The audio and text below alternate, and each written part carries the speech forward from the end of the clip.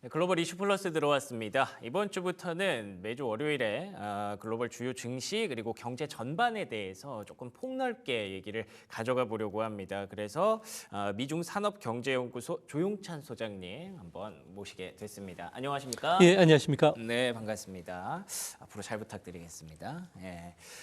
오늘 하고 싶은 얘기는요, 뭐 미국 주식 시장에 대한 어떤 전반적인 얘기를 하고 싶은 건데, 일단은 조금 그래도 뭔가 얘기를 풀 거리가 필요하니까 그 워렌 버핏 CEO가 보니까 최근에 미국 주식에 별로 큰 관심이 없어 보이더라고요. 근데 일본의 그 뭐 주식을 좀 샀다라는 얘기가 있어서 이 얘기부터 좀 풀어가려고 합니다. 일단 현금을 많이 확보한 이유부터 좀 궁금한데 이거 파악이 어떻게 가능할까요? 네, 워렌 버핏 같은 경우에는 지난 4분기에 미국 주식과 관련해서 매력적인 투자 종목이 보이지 않는다고 이야기를 했는데요. 버핏 같은 경우에는 미국 그 기업으로서 상장 기업 5천 개 기업의 시가총액을 GDP로 나눠서 160 이상 올라갔을 경우에는 상당히 미국 주식이 고평가되어 있는 수준으로 보면서 주식 비중을 줄여왔습니다. 작년 그 말 기준으로 해서 버핏 지수 같은 경우는 무려 210까지 올라가게 됐는데요. 사상 최대 수준입니다. 하지만 현재는 많이 내려오긴 했지만 여전히 190 정도에 머물고 있는데요. 아직도 고평가되어 있는 상태이기 때문에 미국 주식을 산다는 것은 불놀이하는 위험한 그 행위로 지금 보면서 미국 주식과 관련해서는 가치주 중심의 소형주들만 조금씩 사는 그런 모습이고요. 반면에 일본 주식이라든지 다른 나라와 관련된 종목들과 관련해서 가치주 중심으로 지금 매수할 수 있는 기회를 찾고 있기 때문에 일본에서도 가치주 투자 붐이 지금 일어나고 있습니다. 쿠미야미 그 화학공업이라고 해서 농약 만드는 회사, 또 일본제철, 도쿄 센트리온이라고 해서 호텔 회사, 그리고 도쿄 합성이라고 해서 배출가스 저감 장치를 만드는 회사에 대해서 그 일본 안에서도 매수세가 일어나고 있고요. 외국인들도 들어오고 있습니다. 뿐만 아니라 우리나라에서도 워렌 버핏의 이런 그 투자 흐름 때문에 외국인들도 삼성전자나 SK 하이닉스, 현대자동차, 포스코와 같은 가치주를 중심으로 해서는 적극적으로 매수에 들어오는 것도 이전과는 좀 사뭇 달라지는 모습이 보이지 않나 이렇게 보여집니다. 그렇군요. 버핏 지수라는 게 있군요. 버핏의 어떤 투자 전략에 따라서 그걸 수치화해서 190이 넘어가면 그때부터는 미국 증시가 조금 사기 어려운 위험 구간에 들어가 있다라고 보는 것 같은데 여전히 상단에 올라와 있습니다. 그렇기 때문에 미국 주식 쪽으로는 계속 현금을 확보하는 그런 전략을 워렌 버핏 CEO가 보여주는 그런 모습이었고요. 반면에는 또 일본 주식 잠깐 얘기해 주셨는데 제가 알기로는 그 상사 5개를 샀다고 들었어요. 그쪽을 픽한 이유도 좀 궁금한데요. 네, 복서 회의 같은 경우에는 그 3월 17일 날 그 주주 변동 그 내용과 관련해서 보고서를 그 올렸는데 거기에 보면은 일본 종합 상사 5곳을 주식을 매수를 했습니다. 미쓰이물산, 또 미쓰비시 상사, 마루베니, 이토츠 상사, 또 스미토모 상사를 샀는데요. 10개 종합 상사 중에서 이 상위권 5곳을 집중적으로 사는 모습을 보여주고 있습니다. 아무래도 이들 그 기업들 같은 경우에는 최근에 들어와서 국제 원자재 가격 상승 때문에 아무래도 그 철광석이라든지 구리나 니켈 같은 쪽에 취급이 많다 보니까 수익도 상당히 좋아지고요. 또 밸류에이션 투자 매력도 상당히 높은 편이라고 합니다. 또 버핏 같은 경우에는 가치주에 투자하기 위해서는 주주 환원 정책들을 쓰는 기업들을 상당히 선호하는데 이런 종합상사 같은 경우에는 순이익의 3분의 1을 현금 배당을 주기 때문에 한 5% 정도 준다고 합니다. 이뿐만 아니라 자사주 매수와 같은 기업 가치 향상을 위해서 상당히 노력해 왔고요. 또 이들 기업들 같은 경우는 재무 구조도 상당히 좋고 또 인재들도 공격적인 인재들이 많기 때문에 일본 기업 안에서도 좀 새로운 신선하게 받아들였던 것 같은 것으로 보여집니다. 그 중에서도 우리나라 개미 투자가들이 일본 주식과 관련해서 버핏을 따라하기 딱 좋은 종목이 지금 그림에 보시는 것처럼 미쓰비시 상사입니다. 이 회사 같은 경우에는 매출액이 무려 195조 원 정도 되고 있고요. 순이익도 9조 8천억 원 정도가 된다고 합니다. 자원이나 기계, 화학과 관련된 무역 분야에서는 일본 최고 기업이고요. 일본에서 가장 큰 미쓰비시 식품회사, 또 편의점 로선뿐만 아니라 세계 최대의 연어 양식 회사를 갖고 있다고 합니다. 이뿐만 아니라 미쓰 상사도 상당히 좋은 회사인데요. 아무래도 작년도에 매출 규모가 무려 133조 원 정도에 달하고요. 순이익은 10조가 넘는 회사입니다. 금속이나 자원, 에너지 분야에서 상당히 강점을 갖고 있기 때문에 장기적인 측면에서 버핏을 따라하는 가치주들 투자가이라면 이들 종목을 관심 있게 보시는 전략도 좋지 않나 보여집니다. 그렇군요. 전체적인 어떤 바이브 단어를 꼽자면 가치주 그리고 원자재였던 것 같습니다. 거기에 가장 이렇게 공통적으로 적합한 종목들이 일본 쪽 상사주들로 이제 워렌 버핏 CEO에게 비춰졌던 것 같고요. 차트를 보다 보니까 저는 계속 잘 가는 줄 알았는데 또 그것도 아니네요. 좀 내려왔을 때 역시나 매수를 하는 그런 모습이 그 중에서도 그걸 선택했다는 게 분명히 이슈는 되기는 될 것 같습니다. 반대로 얘기하면 미국 증시가 여전히 불안하구나. 이렇게 미국 증시도 같이 내려왔는데 미국 증시는 안 사는구나라는 생각을 할 수 있거든요. 그래서 지금 여전히 변동성 지수가 특히 빅스 지수가 20을 계속 넘고 있는 상황인데 이럴 때 미국 증시에 대한 투자 전략을 어떻게 좀 가져가야 될까요?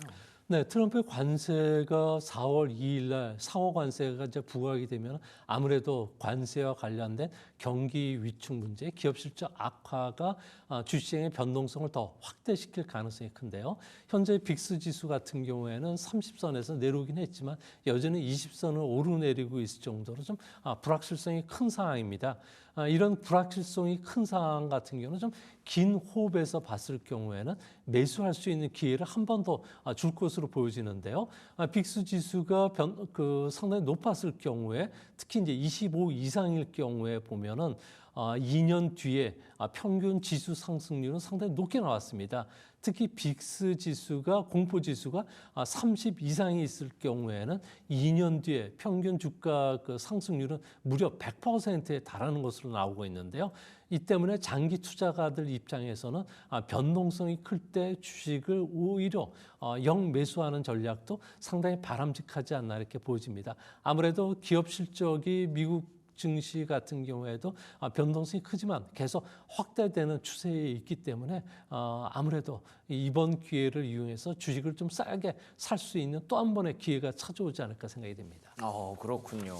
좀 더 싸게 살 수 있는 또 한 번의 기회가 올 수 있다. 역시 시장에 좀 부정적인 얘기들이 많습니다만 오히려 그쪽에 계속 심취하다 보면은 기회를 항상 놓치는 경우가 많거든요. 그래서 결국에는 낙관론자가 돈을 번다라는 말도 있듯이 그 얘기를 한 번 더 생각하게 되네요. 그러면 지금 시장에 리스크 온, 리스크 오프 이런 얘기를 하는데 그러니까 좀 어렵죠. 리스크 온이 위험 자산 선호도가 여전히 유지되고 있는 상황이고 리스크 오프가 위험 자산 그러니까 주식 시장에 대한 선호도가 떨어지는 그런 상황인데 리스크 오프까지 간 건 아니라고 보시는 건가요? 네, 그렇습니다. 2023년도부터 이번 상승장이 시작이 됐는데요. 그 사이에 미국 증시 같은 경우에는 최근에 조정을 좀 주고는 있지만 상대적으로 일본 증시라든지 그리고 중국이나 홍콩, 우리 증시 쪽으로 외국인 투자 자금들이 계속 유입이 되고 있습니다. 이런 상황이라면 증시가 같이 리스크 오프, 위험 자산 회피 현상이 일어나야 되는데 그런 현상이 일어나지는 않고 있고요. 또 모든 증권 보고서들 보면 비관적인 전망들이 나오고 있지만 미국에서는 색다르게 보자는 그런 측면이 강한데요. 그같이 보고서들이 좀 색다른 보고서들이 나오는 내용들을 살펴보면 트럼프가 일기 때 같은 경우에는 감세 정책이라든지 이런 호재를 먼저 발표했고 이후에 관세 정책을 발표하면서 주시장이 조정을 좋았는데 이번에는 반대로 관세 전쟁부터 먼저 시작을 하고 미국 증시가 좀 조정을 보인다든지 미국 경제가 침체 기회에 들어갔을 경우에는 감세를 그다음에 금리 인하라든지 인프라 투자 같은 여러 가지 정책 호재들이 있기 때문에 이번 증시는 그 거꾸로 생각해 보면 주가가 하락할 때 매수할 수 있는 다양한 호재들이 도사리고 있다는 점에서 너무 비관적으로 보실 필요는 없을 것으로 생각이 됩니다. 그렇군요. 일기 때와 비교해서 들으니까 확 이해가 되네요. 그러니까 일기 때는 좋아 보이는 것들을 많이 쏟아내고 나서 감세라든지 시장에 도움이 되는 정책들을 쏟아내고 나서 관세를 맞다 보니까 그게 뒤에 그 조금 뭐랄까요, 여운이 훨씬 더 길었습니다. 근데 지금은 안 좋은 걸 먼저 다 쏟아내놓고 단기간에 빠르게 좀 잘 정리를 해놓고 그때부터 이제 좋아지는 쪽으로 가게 된다면 오히려 미국의 유권자들이 트럼프를 지지하는 것도 좀 늘어날 수도 있겠다라는 생각도 들어서 반대로 시장에서 생각을 해보면 지금이 진짜 큰 기회라고 표현을 하시는 게 거기서 나오는 거구나라고 바로 이해가 좀 되는 느낌이네요. 근데 조금 아쉬운 거는 M7이 계속 부진을 하다 보니까 우리가 약간 그게 호도가 돼요. 이게 진짜 우리가 믿고 가도 되는 게 맞는지 M7은 뭐 올해는 진짜 조금 어렵다라는 얘기도 있어서요. 어떻게 보세요? 네, M7 주가 같은 경우에도 그 1분기의 기업 실적들이 가장 좋고요. 4분기로 갈수록 기업 실적이 좀 줄어들면서 상대적으로 방어적인 주식이라고 하는 가치주들이 실적들이 조금씩 좋아진다는 측면에서 모멘텀 게임에서는 약화될 것으로 보여집니다. 하지만 최근 들어와서 중국판 M7 주가들 같은 경우는 관세 전쟁이라든지 그리고 그 중국 정부의 정책적인 불확실성으로 인해서 민영 기업을 계속 밀어줄 수는 없는 상황이라는 거죠. 이 때문에 그 가계들 같은 경우에 미국에서 주식을 갖고 있는 그 가계 자산들 보면 무려 54조 달러 정도가 된다고 합니다.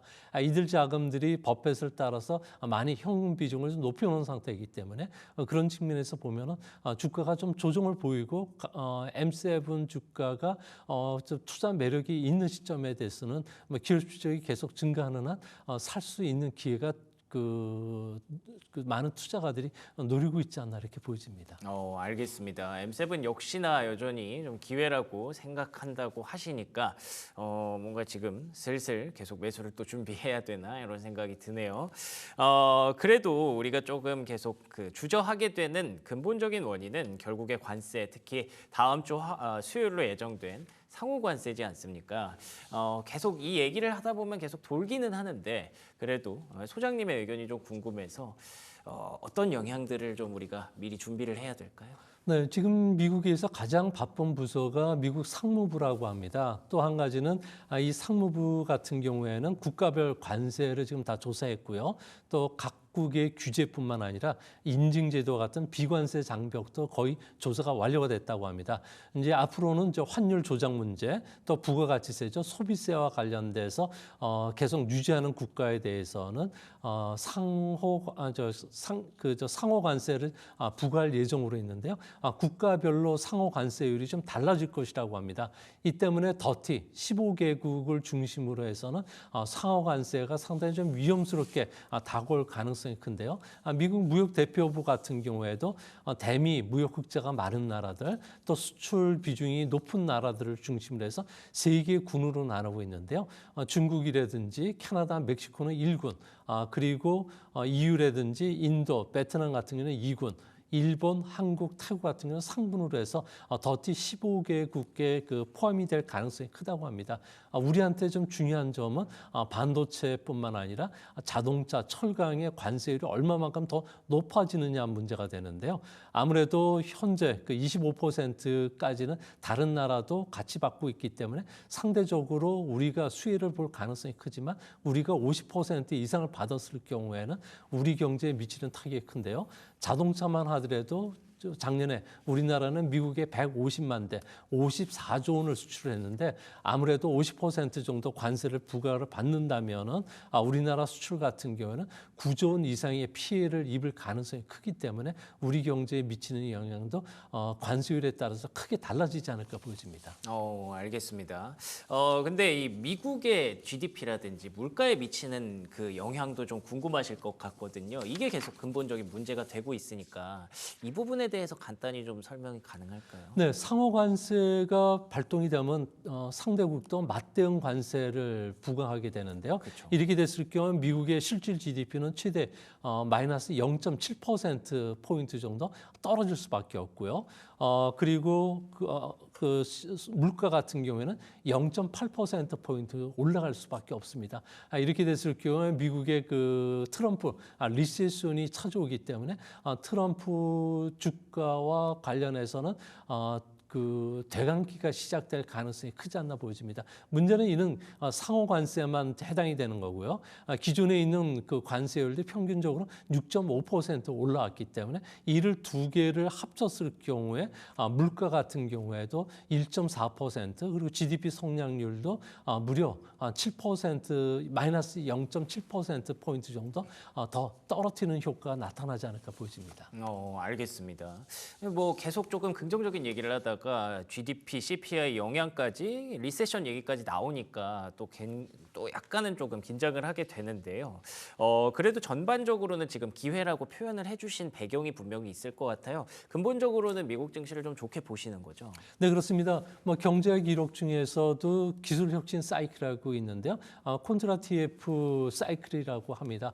기술 혁신과 그리고 주가 수익률의 상호 관계를 이렇게 비교해 보면은 18세기 중반에 산업혁명이 시작된 이후에 2차, 3차 파동까지 그러니까 한 50년 단위로 파동들이 있는데 2차 세계대전 전까지는 이런 파동이 그렇게 큰 의미는 없었습니다. 하지만 이후에 사회가 안정이 되고 국제 질서가 그 정착이 되면서 현재 이런 기술 파동이 주식시장에 미치는 영향이 상당히 큰 것으로 나오고 있는데요. 이번 파동 같은 경우에는 2016년도서부터 제6파동이 시작이 됐는데 이 6파동과 관련된 그 파동의 주역은 AI라든지 바이오라든지 테크놀로지들이 지금 주가를 끌어올리고 있고요. 이 주가를 끌어올리는 것은 세계에서 가장 큰 미국 시장이라고 합니다. 미국 시장 같은 경우에는 중국 시장과 달리 앞으로 투자에 상당히 관심을 두셔야 되는데 해외 투자가들이 투자할 때 그 나라의 인구가 증가하는가를 가장 먼저 봅니다. GDP 규모가 증가할 수가 있기 때문이고요. 두 번째는 노동 생산성이 높은 나라들, 소위 말해서 해고가 쉽고 경기 화랑 쪽에 많은 인력들이 순식간에 밀려가면서 경기를 이끌 수 있는 이런 생산성이 높아야 된다는 거고요. 세 번째로는 새로운 기업 그리고 새로운 산업들이 속속 태어날 수 있는 이런 나라가 돼야 된다는 겁니다. 중국 같은 경우는 민영 기업을 활성화시켰지만 이번 전인대 기간 동안에 민영 기업을 지원해주는 이런 정책이 안 나왔고요. 또 풍부한 자원이 있는 나라들은 비용을 낮출 수가 있습니다.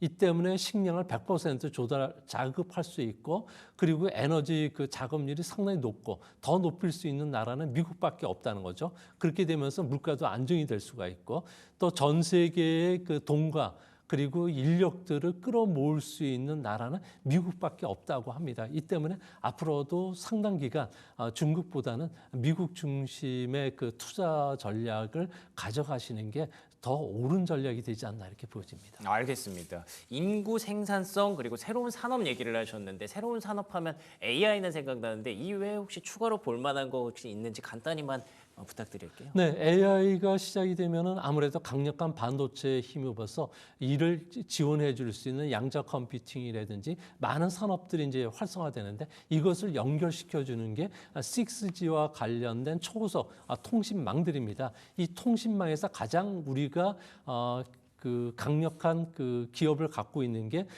테라 뷰어 같은 그 소위 말해서 테라헤르츠 필름이 되는데요. 이 테라헤르츠 필름들 같은 경우에는 고전파를 쏴서 주로 이제 그 저지연성 그리고 많은 사용자들을 이용할 수 있게끔 하는 장치인데 이런 그 필름들 같은 경우에는 CT라든지 엑스레이에 이용할 수가 있고요. 그래서 영상을 3차원적으로 그 홀로그램으로 제공도 가능하고요. 또 카메라나 보안 시스템에 적용이 되는데 공항 같은 복잡한 그 공항 검색대 같은 경우는 워크스루처럼 걸어 다니고 있는 가운데 이 사람이 뭐 휴대를 하고 있는지를 정확히 판가름할 수 있는 이런 장치라고 합니다. 이런 장치들 같은 경우는 일본의 NTT 데이터 그룹이라든지 무라타 제작소 그리고 우리나라 테라뷰가 갖고 있기 때문에 6G와 관련돼서 앞으로 기술 혁신을 주도하는 이런 기업들을 찾는 이런 노력도 필요하지 않나 보여집니다. 알겠습니다. 지금까지 조용찬 미중산업경제연구소 소장과 얘기 나눠봤고요. 오늘 딜사이트는 월가 순서는 여기서 마무리 짓도록 하겠습니다. 저희는 내일 아침 7시에 다시 찾아뵙겠습니다. 시청해주신 여러분 고맙습니다.